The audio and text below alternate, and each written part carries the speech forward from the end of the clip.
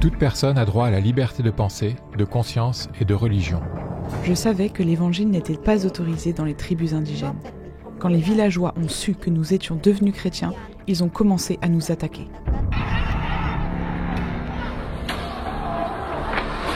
Ce droit implique la liberté de changer de religion ou de conviction.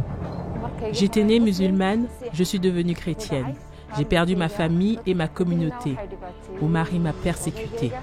Ainsi que la liberté de manifester sa religion ou sa conviction seule ou en commun, tant en public qu'en privé. Les djihadistes nous ont allongés sur le sol. Ils ont dit qu'ils allaient nous rassembler dans l'église, tout asperger d'essence et nous brûler vifs. Par l'enseignement, les pratiques, le culte et l'accomplissement des rites. Après ma conversion à Jésus-Christ, j'ai été arrêté et torturé. Je n'ai pas tué, je n'ai pas volé, je n'ai rien fait d'illégal. J'ai juste donné ma vie à Jésus.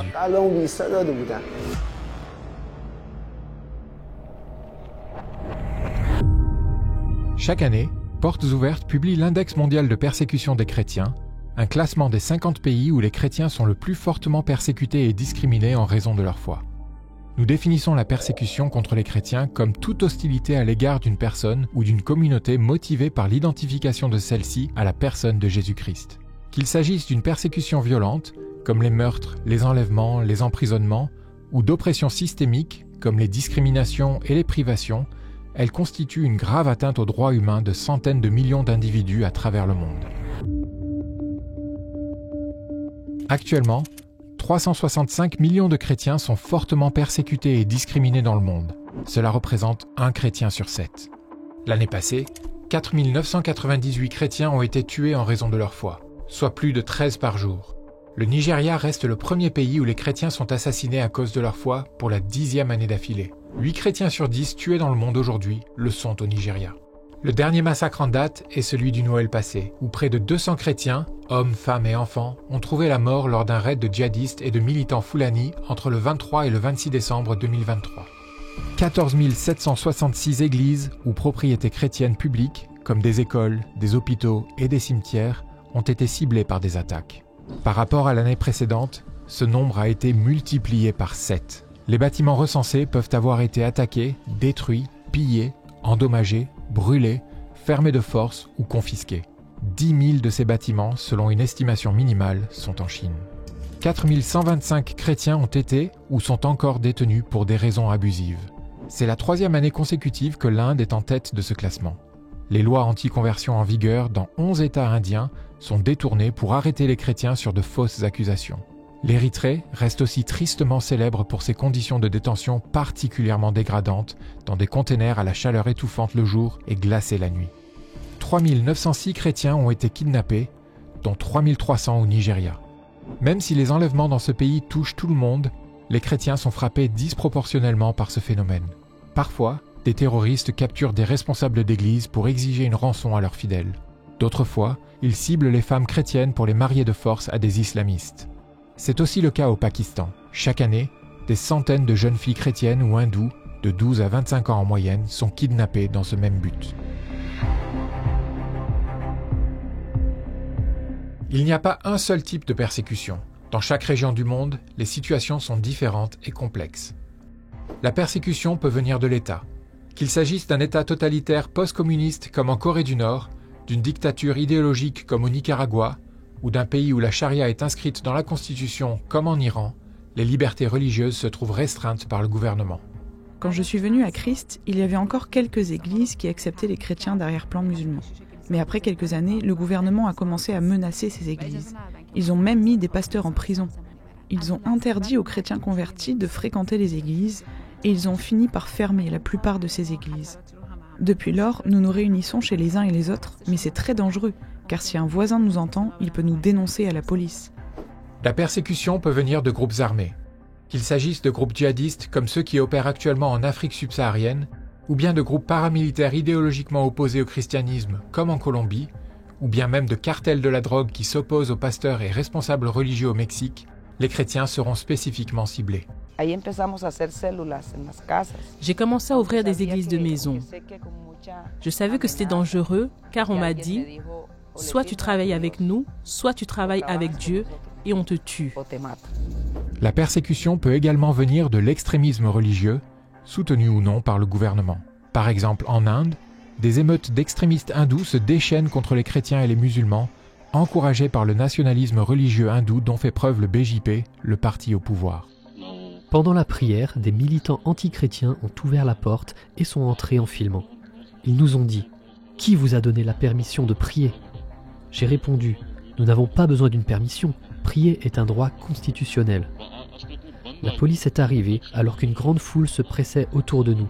Ils nous ont interrogés, puis ont commencé à me battre. Ma femme et ma fille ont tenté de me défendre, ils les ont battus aussi. Puis ils nous ont emmenés au poste de police. La persécution peut aussi venir de la communauté. Dans de nombreuses zones rurales d'Asie du Sud-Est, quand une personne se convertit, il n'est pas rare que son village tout entier l'ostracise et lui interdise l'accès aux puits ou à d'autres ressources essentielles. Les villageois nous ont dit de quitter l'église et ce Jésus auquel nous croyons. Ils nous ont dit que nous ne faisions plus partie de la communauté. Ils nous évitaient. Ils ont démoli le toit de notre maison. Ils ont cassé la porte. Puis ils ont tout détruit à l'intérieur. Enfin, la persécution peut venir de la famille même. Quand une personne change de religion, sa famille peut considérer cela comme une trahison impardonnable. Il est courant que la personne chrétienne soit tuée par un proche dans le but de laver l'honneur de la famille. Mon mari m'a dit « Tu as accepté le Christ, ne va pas vers cette religion. » Je lui ai dit que j'avais déjà décidé de suivre le Christ et que je ne reviendrai jamais en arrière. Il a commencé à me battre. Il a aussi jeté ma Bible dans l'eau. Il me battait, moi et mes enfants. Il m'a chassé de la maison. À 3 reprises, il a amené une grosse pierre pour pouvoir me tuer avec. Je lui ai déclaré « Qu'importe si je vis ou si je meurs, je suivrai le Christ. »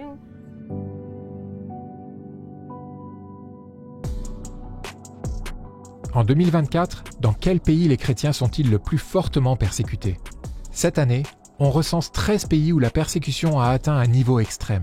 Il s'agit de l'Arabie Saoudite, de la Syrie, de l'Inde, de l'Afghanistan, de l'Iran, du Soudan, du Pakistan, du Nigeria, du Yémen, de l'Érythrée et enfin dans le top 3, de la Libye, de la Somalie et de la Corée du Nord.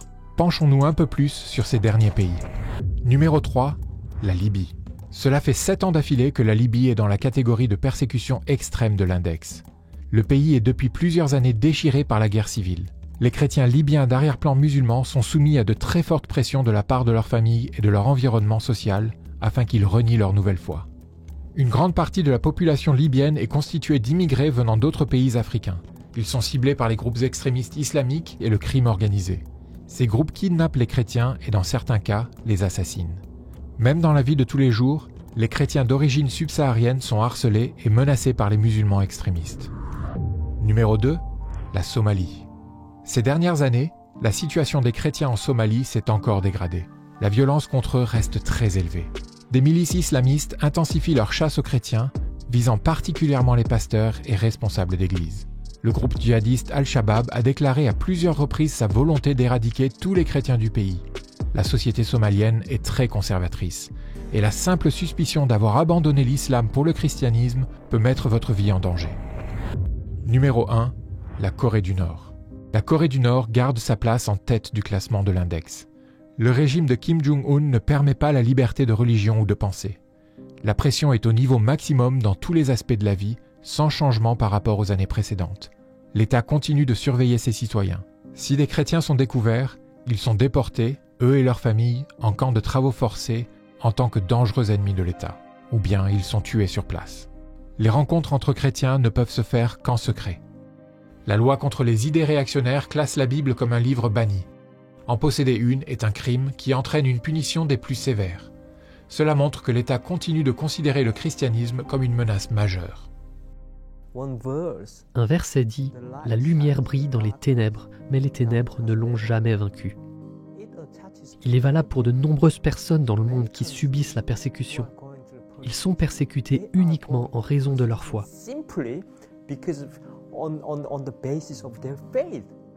Pourquoi est-ce mal de se promener la Bible à la main? Pourquoi est-ce mal d'adorer Dieu, de prier, de lire la Bible? Je lève la voix pour ces gens car moi aussi j'ai connu ça. Pas étonnant qu'ils interdisent au peuple de lire ce livre, parce que la Bible parle de libération, de liberté en Christ. Derrière la liste de l'index, derrière les chiffres, il y a des vies, des hommes et des femmes qui méritent de vivre en liberté, en sécurité et d'avoir leurs droits protégés. Voilà pourquoi nous rédigeons cet index. Il nous sert premièrement à établir où et de quelle manière les chrétiens souffrent le plus, afin de savoir comment leur venir en aide. Il nous sert également à avertir l'opinion publique, à mettre en lumière une réalité trop peu visible, mais systémique et constante. Bien que l'index 2024 nous montre que la persécution contre les chrétiens n'a jamais été aussi répandue, des rayons de lumière viennent cependant nous encourager. Au Sri Lanka, même si la persécution des chrétiens augmente dans le pays, un certain nombre de responsables religieux ont fait valoir leurs droits constitutionnels pour protéger leurs églises de fermetures abusives. Au Mali, la nouvelle constitution de 2023 mentionne la laïcité ainsi que la diversité religieuse du pays. La minorité chrétienne malienne peut y voir une reconnaissance de son existence. En Inde, le parti vainqueur des élections du printemps 2023 au Karnataka a promis de réviser la loi anti-conversion dans cet État. L'espoir d'une plus grande liberté religieuse renaît. Et en Corée du Nord, malgré un environnement de persécution qui surpasse celui de tous les autres pays, les chrétiens demandent à être informés de la persécution des chrétiens dans d'autres pays afin de prier pour eux. Cette information démontre la formidable résilience de l'Église secrète de Corée du Nord. Oui, ce qui nous encourage le plus, c'est la force des chrétiens à travers le monde qui continuent à tenir ferme même face aux plus grandes violences et à montrer l'exemple. C'est pour eux que nous faisons cet index. Dans la Bible, au livre des Actes, chapitre 1, verset 8, il est écrit que nous serons des témoins pour les autres. Être témoin, c'est dans notre manière de parler, de vivre, nos agissements. Voilà comment nous pouvons témoigner. Ce n'est pas juste en prêchant. Le témoignage, c'est nos vies. Nous devons rester unis. Nous devons prier pour nos ennemis. Nous devons les aimer. Nous devons pardonner. Ainsi, nous pourrons faire face à la persécution.